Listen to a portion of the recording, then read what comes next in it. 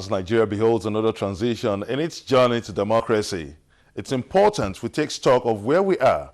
What does the future hold for our dear nation? Welcome to Question Time. I'm Benga Ashiru. One sector where the common man desperately yearns for an improvement in its standard of living is the area of road construction. At the inception of this current administration of President Goodluck Jonathan, provision of critical road infrastructure was set as one of the major transformation agenda. Perhaps it's day of reckoning as President Goodluck Jonathan seeks re-election in the forthcoming March 28th election. And our mission to set the record straight, Channels Television got the Minister of State for Works, Mr. Adedayo Adeyeye, on the hot seat. Mr. Adeyeye claims this current administration has constructed 25,000 kilometers of road so far, but some people are saying this is not true. So we'll be asking the Honorable Minister of State, where are the roads? How much has been spent? And when are the ongoing projects going to be completed? Now, how would you say your ministry has fared with particular emphasis on your own area of supervision as the Minister of State for Works? Yes, the Federal Ministry of Works under President Goodluck Jonathan has fared very well in terms of fulfilling his mandate to Nigerians. The mandate, basically, for the Federal Ministry of Works is to deliver very good quality motorable road to Nigerians. In this mandate, I believe we have done creditably well. As of 2011, Nigeria had only less than 5,000 kilometers of very good motorable road in the entire country. Today, we can boast of over 25,000 kilometers of very good motorable roads. So you just said that your administration has completed over 25,000 kilometers of road, but some people are saying that that is not true, that the total volume of roads constructed isn't up to 20,000 kilometers. So could you tell us where are the roads? The facts are there for anybody to see. And if you want me to reel out the facts, we won't end today, but the facts are there for everybody to see. For example, only last week we went to Enugu to commission the Enugu Cameroon border road, which is about 240 kilometers of road, which traverses about through 4 states of in Nigeria, namely Enugu, Ebonyi, Akwa Ibom, and Cross Rivers, up to the Cameroonian border. We are talking about 240 kilometers of road. If we are still talking of the issue, we are talking of Enugu Port Harcourt Road, we are talking of Enugu Onitsha Road. They're talking of so many roads that are successfully completed or that are ongoing, part of which are already motorable. We are talking of Benin or a road. We talk of Oyo Ibadan Road, and you talk of which have been completed, and so many other roads. You talk of Kano Maiduguri. And the fact of the matter is, and you talk of the Abuja Lokoja, which is still ongoing. Lokoja Abuja is virtually completed. Lokoja to Okene is ongoing, and from there to Benin. As we speak, the truth of the matter, and which is a fact verifiable by anybody, is that we have done more than 25,000 kilometers of good motorable road. That is the highest ever recorded by any administration in this country since independence. And what is even more important is that we are able to deliver very quality roads, not just scratching the surface. If you pass through Ibadan Lagos Expressway, you will agree with me that the quality that you see under construction, the road is still under construction, and the quality that you can see with your own eyes is beyond what you have ever seen in this country, in any part of this country. And I want to tell you, even in any part of Africa, because that road is the business in Africa, and we are trying to deliver a road that will stand the test of time.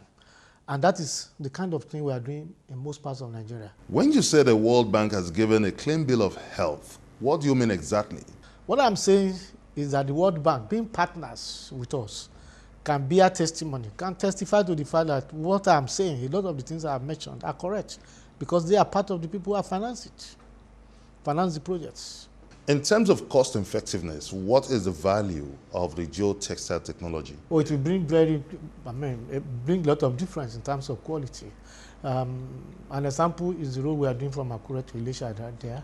It's going to increase the lifespan of the roads by at least 2 to 3 times. Because the geotextile technology is a technology that ensures that the roads will have greater stress capacity, ability to bear more stress, to bear greater ASU load without causing too much damage. So the geotextile technology is a new technology tested in some advanced countries, which qualitatively improves the lifespan of roads. So I'm very happy about this development, and I want to tell you that even in the Lagos-Ibadan Expressway, even more advanced technology is going to be applied, and it's being used already on that road. You recently announced the introduction of the geotextile technology on the road projects. What difference would this be bringing to bear in terms of quality? I want to tell you that, first and foremost, there is an adage by the British that says cheap is expensive. You get this adage, cheap is expensive. If you go and buy a suit that will not last you, you buy it for maybe £3 and it will not last you 1 month, and you keep buying every month, and somebody goes ahead and buy one for £10 that will last for about 5 years. You know that the expensive one has become very cheap. This road, because of the fact that it's going to tremendously improve the capacity of the road to bear stress, and because of the ability to bear stress, it's going to qualitatively improve the lifespan of the road. That means that in terms of cost effectiveness, it's very, very good. It's a good, a great value for money, as far as I'm concerned, because rather than, the problem we have in this country is that we keep on, even before we complete a road, some section of it are already getting bad, and you keep on going back all the time. The road that they've just commissioned, go back there 6 months after. Part of it are already washed away, part of it are already having potholes, some part of the road are already in a very bad state of disrepair. But with this kind of technology, we can reasonably be assured that for many, many years to come, the roads will be in very good condition. What's the update on the West African Highway linking Lagos to Abidjan? It is ongoing. Work is ongoing. I believe every member state in the West African sub-region through which this bridge will pass through, we make their own contributions. Like I told you, the Lagos-Mombasa highway, which is part of the African highway, Trans-African highway, we in Nigeria have done part of our own in the Eastern Corridor. For the Western Corridor here, extensive work is going on. You can see that recently we did a major rehabilitation of the Mile 2 to the Semeboda Expressway, and that continues.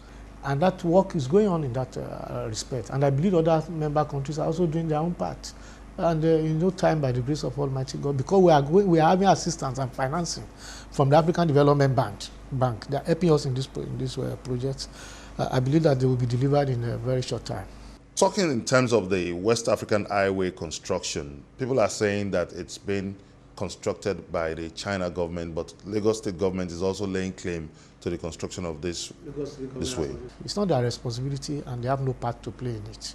As a matter of fact, the Lagos State government has very destructive role to play, particularly when you look at the road from Orile going towards Badagry, which they have been on that place. We allowed them, give them permission to try their light rail project there, and it seems the project is stalled and has become a complete nuisance to commuters.